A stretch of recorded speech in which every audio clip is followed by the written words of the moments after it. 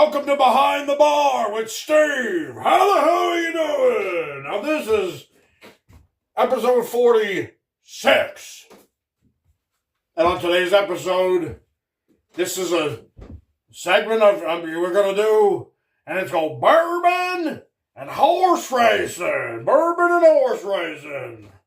The two best things that come from Kentucky. The great state of Kentucky. Bourbon. And we got your horse racing because it's Triple Crown season. It's here. On Saturday, May 2nd, we saw the 152nd running of the Kentucky Derby. And it was spectacular. We saw some spectacular things happen. And if you're not really into horse racing, this is why I want you to check this stuff out, man. This stuff was pretty cool. Something we saw was absolutely spectacular. We're going to go over that. We're going to recap. We're going to review. Talk about the Kentucky Derby. And looking forward to the rest of the Triple Crown season. We're going to take a good, nice look at this Kentucky Derby. We're going to start by pouring ourselves a nice drink of bourbon. Nothing like bourbon and horse racing. And I have the Woodford Reserve Special 152nd Kentucky Derby Special Woodford Reserve. It's got the cool artwork on the bottle.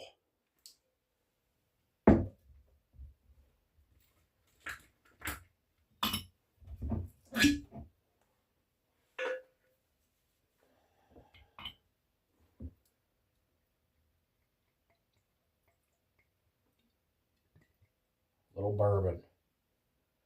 We'll talk about the racing.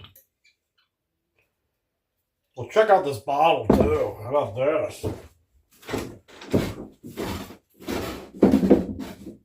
I wanted to go over this bottle. It's just a label. It's still just a liter of Woodford Reserve. But this is your bottle. Look at that. Great artwork. It's got the 152 on the horse. Kentucky Derby 152. They released these as like a collector's item for the, to celebrate this year's Kentucky Derby. They do this every year. They change the artwork. They get a new artist to do the label. And, it's pretty cool. And Woodford Reserve is a great bourbon. And fine wine and good spirits, the state-ran liquor store for Pennsylvania, they actually did something okay for once. They put a nice discount on this. It was like really on sale. It was actually even cheaper than the regular bottle of the Woodford Reserve. It was cheaper, and yet it was cooler. We were celebrating the 152. So Saturday we saw the 152nd Kentucky Derby. We're gonna go over it. We're going to got my bourbon. We're going to go over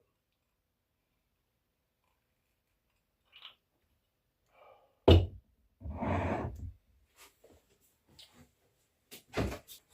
So what I want to we'll do is talk about some pre-race thoughts of mine before the race occurred. So first off, I was liking Further Ado. I thought taking Renegade the favorite was too easy.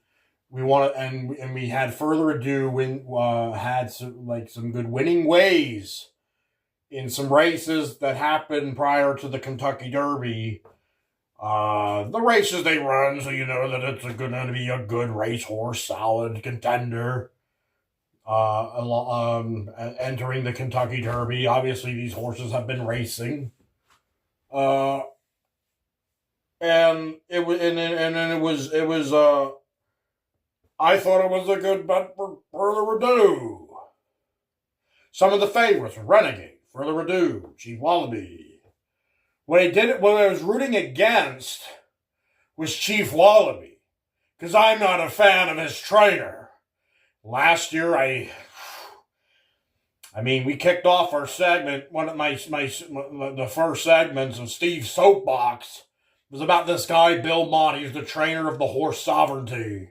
We didn't like the way he skipped the Preakness. That's the race in the middle. You got the Kentucky Derby, the Preakness Stakes, and the Belmont Stakes, and he skipped the Preakness Stakes.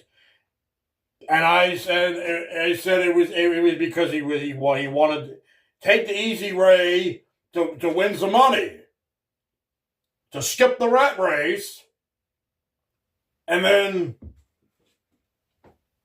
have an easier time to win the Belmont, take 2 out of the 3 races. It was a cop-out. I wasn't buying it. He said, oh,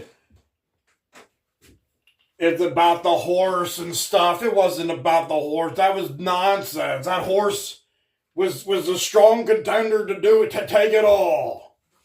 Be a Triple Crown winner. Could have happened. Nah, we'll just skip it and do the next one. I went into the whole thing last year. I don't want to get into it all again. But we're rooting against Chief Wallaby heavily. No success for Belmont. Loser. He's starting a trend. It's going to be a trend where they're not going to all want to run all the 3 races. I want to get into the race though, because now I'll have some post-race thoughts.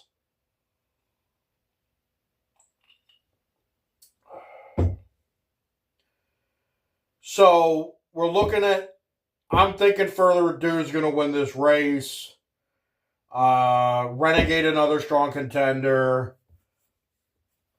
And then now we're getting into this race and seeing what happened. First, I want to go over something crazy that happened even before the race even began. And that was one of the horses, Great White, flipped over.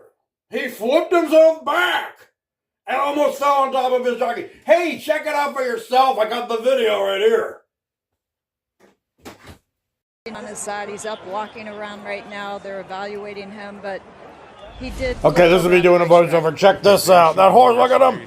And he flipped himself over. He flipped himself over. He almost fell right on top of the guy. That guy would have been in a lot of hurt. A lot of hurt, and that horse fell on top of him. So there you go. Look at that. Was crazy. That was insane. And that horse got disqualified right then and there. All right, can you see me? We're going to go over the Kentucky Derby here. So we looked at the guy, we looked at the horse that almost flipped over on the guy. Now we'll get into the race. All right, thank you, Mike. And we're just about set. Last few, Japan's Wonder Dean moving into the starting gate, along with those selling. All right, here we go. Now we're picking this up from more towards the home stretch. I'm not doing the whole entire 2-minute race. This is what's pretty much happening for right now in the race. This guy, 6 Speed, came out first, stayed in first place. He's staying in first place. But things are going to change quickly towards the end, of course. Always does. Now keep in mind I'm cheering for Further Ado. I'm looking for him to start catching up, and towards the end he was. Further Ado about 7 lengths behind under John Velasquez, and then Potente down on the inside, and Chief Wallaby. Commandment has 7 to make up. He's outside of Intrepido, then Incredible. Renegade is in behind that group. He's on the rail. He's got 10 lengths to make up. This is the last curve. 1-2 on the far turn. Mike Smith and So Happier. They're outside. 2.5 back. And then down toward the inside comes Emerging Market as they make their way to the top of the stretch. Further Ado. Here's the top of the stretch. Further Ado is catching up. What you don't even notice is something that was the most remarkable thing of the race, and that was who won the race. Watch. Look at this guy over here. You didn't even know this. You didn't even know this. Look at this guy. Golden Tempo. He wins the race. Oh, it's remarkable what you didn't even know. I want to show you this. I want to show you something here. I want to show you what's happening here. Market as they make their way. Also gaining ground. We're watching all this. We're rooting for guys. We're saying, what's going on here? And here's Renegade, favorite. He's looking to win. Look at this guy. Look at that. Out from the back. And what you didn't even notice, he came all the way from the back. He was in last place. He was all the way back in last place. He's coming all the way catching up this whole entire time. So as you're watching live, you have no idea what is going to happen. To win the Kentucky Derby. There he is, Golden Tempo, our winner of the Kentucky Derby. With a tremendous run down the stretch. Female trainer, we'll get into her. That was your race. Great race, spectacular. We're going to talk about it. There he is, Golden Tempo, the winner of the Kentucky Derby. All right, so we just checked out the Kentucky Derby. We watched it. We saw what happened. Let's talk about it. Female trainer Sherry DeVoe. That's the trainer of Golden Tempo. That was not a favorite horse at all. Barely even we even barely got into the thing. He was the last minute getting himself in. He was last minute to get himself into the Kentucky Derby. But they got in. Female trainer Sherry DeVoe, first female winner of the trainer to train a Triple Crown race, not a Triple Crown horse, but just a race of any type in the Triple Crown series. She's the first female trainer to win one of those. That's pretty cool.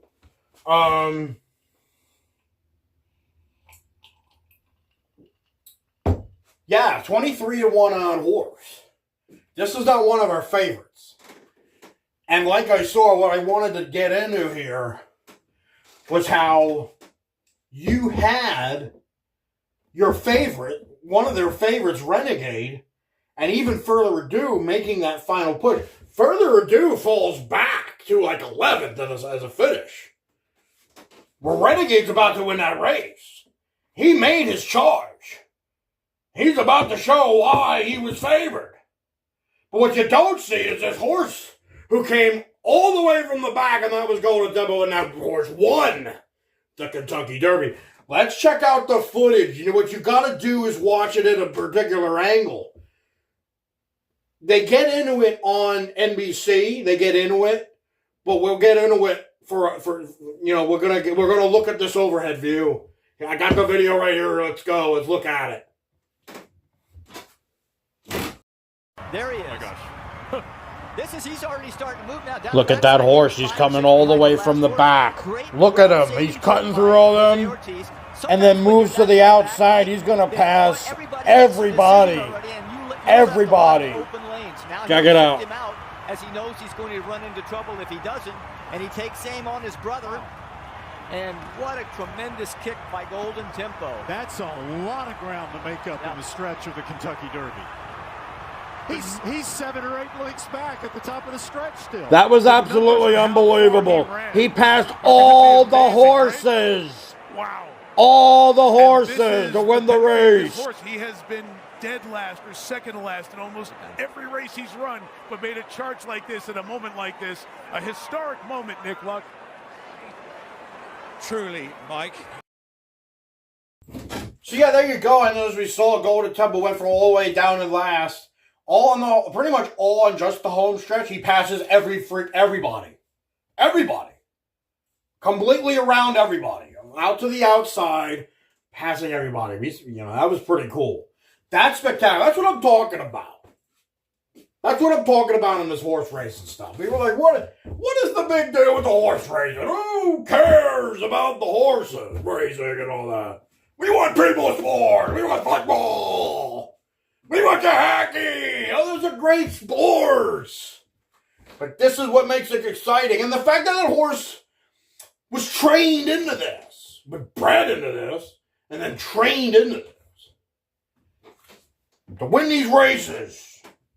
A horse, a spectacular, majestic beast of an animal.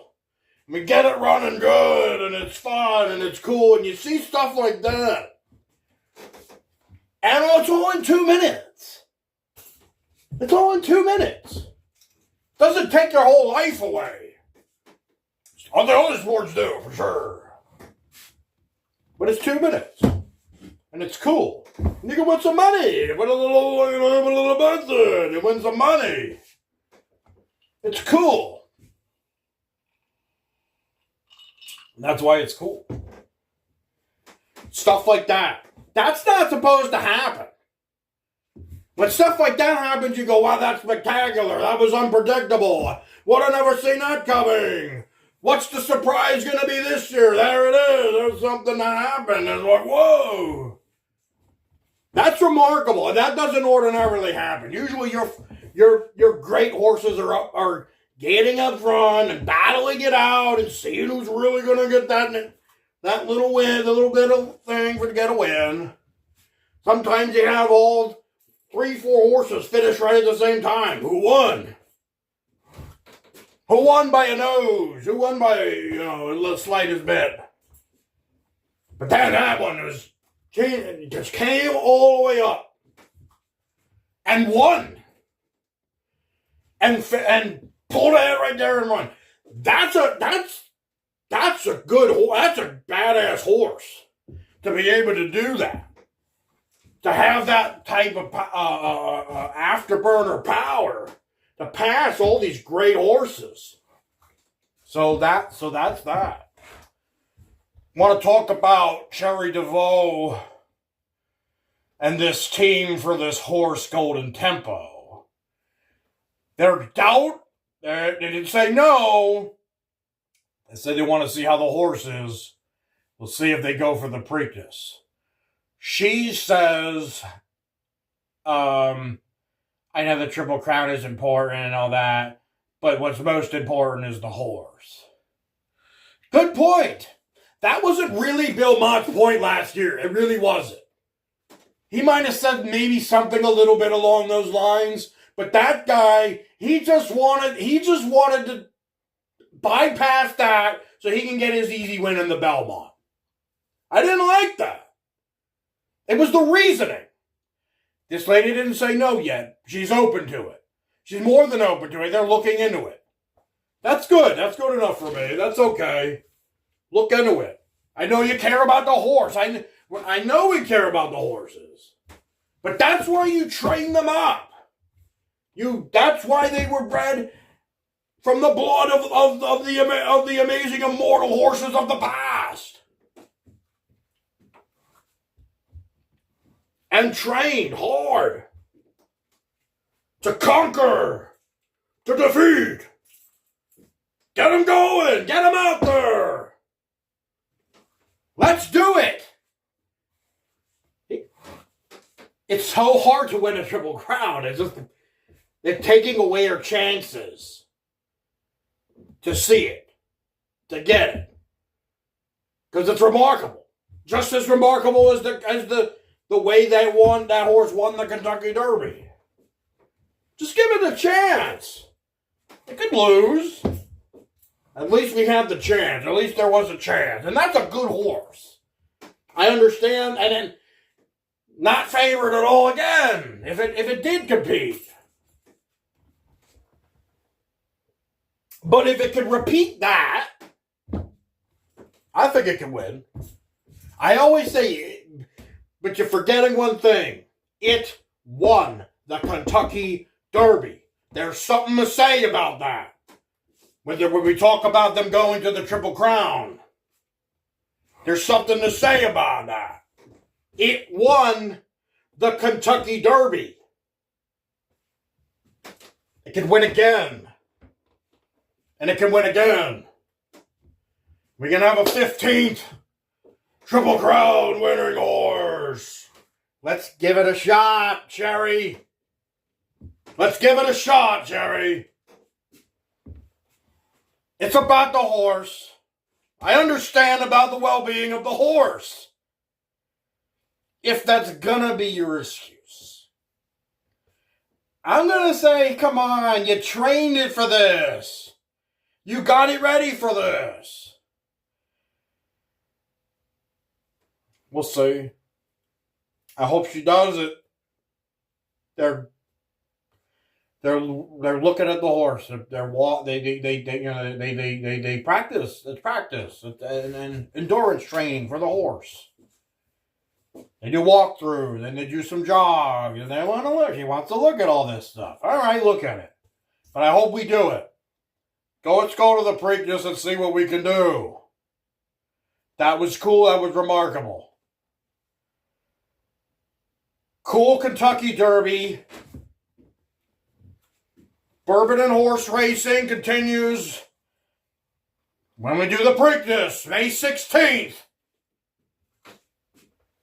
That ends today's episode and it was Bourbon and horse racing. The Kentucky Derby was ran. It was awesome. It was spectacular. Check it out. You can watch all this. Have a good one.